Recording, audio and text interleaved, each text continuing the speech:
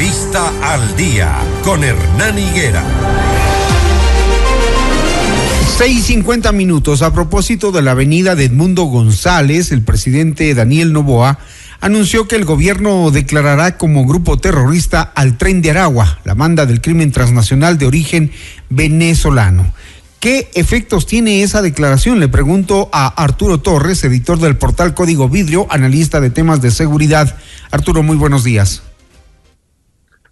Buenos días, Hernán. Bueno, creo que esta categorización del presidente sobre el Tren de Aragua un poco es la continuidad de lo que ocurrió hace un año cuando empezamos con esta declaratoria de conflicto interno armado luego de los sucesos que vivió el país el 9 de enero, cuando sobre todo esta toma de TC Televisión marcó un antes y un después en cómo el Estado enfrenta a la criminalidad, en este caso declarándoles grupos terroristas, ¿no es cierto?, y declarar una guerra interna. Creo que ese antecedente es importante para entender este nuevo paso que acaba de dar ahora el presidente sobre una organización criminal que tiene un talante transnacional y por lo tanto está sentando, digamos, las bases como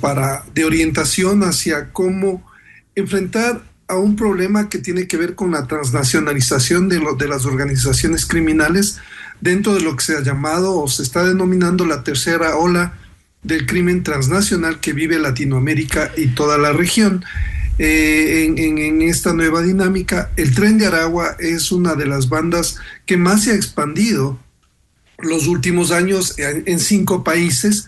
Esto empezó, no hay que olvidarlo, en Venezuela, ¿no es cierto? Esta banda es de Venezuela y por lo tanto también hay una señal evidentemente política sobre cuando se aprovecha este momento, este encuentro con el candidato que según varios países han reconocido ganó las elecciones y es un momento muy especial como para poder anunciar esto, pero más allá de eso creo que el anuncio debería ir acompañado de acciones concretas que nos puedan permitir a nosotros entender hacia dónde vamos y qué efecto real puede tener para mejorar la seguridad. Deberíamos entender que esa denominación también tiene que ver con una influencia que está teniendo el Tren de Aragua aquí en el país, porque o si no tiene ninguna relevancia. Así como la política de Donald Trump, ¿no? Voy a limpiar Venezuela, voy a limpiar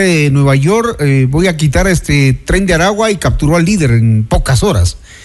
Esa debería ser la reacción que esperamos los ecuatorianos, pero no solamente hacer anuncios y después te olvidas.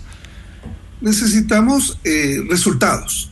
Entonces, una declaratoria debe estar anclada a una estrategia y a unas operaciones en lo táctico que nos demuestren que efectivamente hay una correlación y que no se dejen espacios para pensar que este es básicamente un anuncio en el contexto de la campaña presidencial, de la campaña electoral para las elecciones que ya son en la siguiente semana.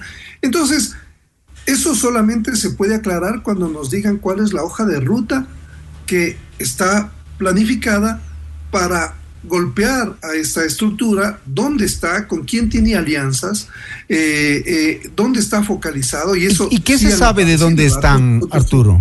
¿Qué se sabe de dónde están y qué hacen? ¿Qué hace este Tren de Aragua acá en Ecuador?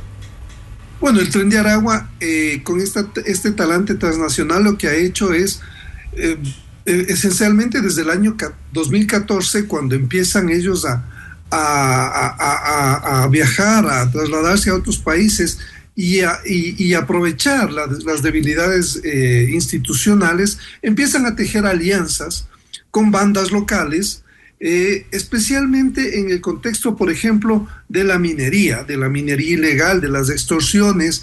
Ellos se ha detectado presencia del Tren de Aragua en Camilo Ponce Enríquez, por ejemplo, donde acompañan a las acciones que realizan los lobos en la minería ilegal y también en otras actividades, por ejemplo, como previamente en Buenos Aires, recordarás, Hernán, cuando desde el 2015 más o menos empezaron estas actividades, pero llegaron grupos de otros países, grupos delictivos como el Tren de Aragua, grupos armados como el FOS, el Frente Oliver Sinisterra de Colombia, también llegaron a Buenos Aires, se asentaron ahí y empezaron a lucrar de la minería ilegal, lo que luego los permitió, así como a los lobos, expandirse y ubicar el tema de la minería ilegal en otros puntos del país, especialmente en el sur, y se fueron desplazando asimismo en esta dinámica económica además de otros delitos como las extorsiones, las vacunas,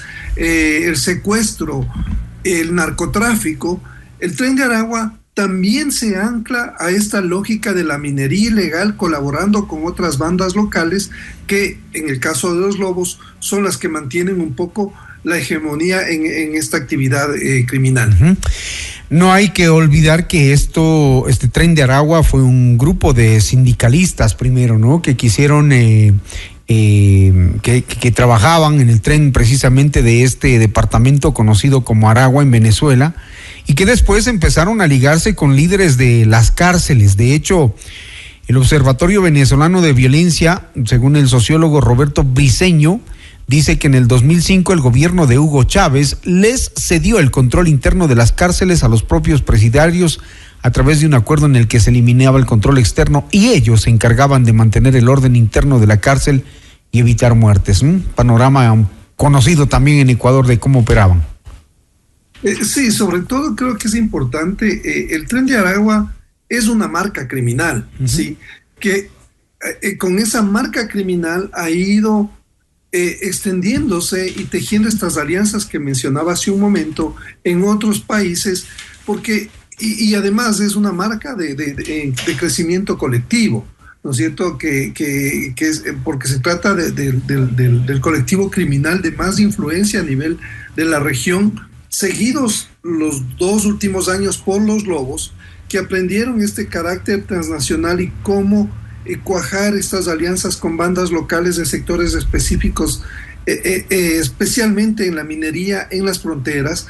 Entonces, sí, el Tren de Aragua ha evolucionado, ¿no es cierto? Ha ido evolucionando, ha ido dando saltos cualitativos, diría yo, en la forma en que van no solamente creciendo, sino posicionando su marca criminal, pero además se convierten en una entidad conocida y temida que logra aglutinar a jóvenes, adolescentes, ¿no es cierto?, que buscan llegar a esa banda precisamente porque les da un sentido además de identidad, les empodera, y estas particularidades hacen del Tren de Aragua una organización criminal que logra expandirse rápidamente en varios países, llegando a Estados Unidos, a Centroamérica, encargándose de las redes de trata, de personas que tratan de llegar a Estados Unidos. Entonces, esta serie de cualidades, de cualidades criminales de esta organización,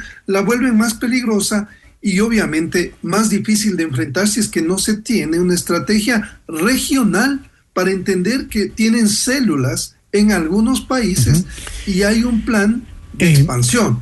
Esto creo que es importante también que el gobierno pueda identificar y dar información, porque se ha identificado precisamente y se está ahora mismo ubicando al Tren de Aragua como un grupo terrorista. Es decir, supone que ¿qué justifica que sea un grupo terrorista? Se supone que tienen toda la información de organismos de inteligencia, que saben dónde están, qué hacen, cómo actúan. Entonces, que no quede en el mero anuncio, sino en las acciones. Si saben que es un grupo terrorista y saben lo que hacen en el país, pues que no sea un mero anuncio electoral. Arturo, muchísimas gracias. Hasta ahí nos quedamos. Muy gentil por siempre actualizarnos en la información y darnos un análisis profundo de qué es lo que hace este grupo y las implicaciones de lo anunciado por el gobierno. Muy gentil, un buen día. Un buen día, Hernán. Muchas gracias. Muchas gracias.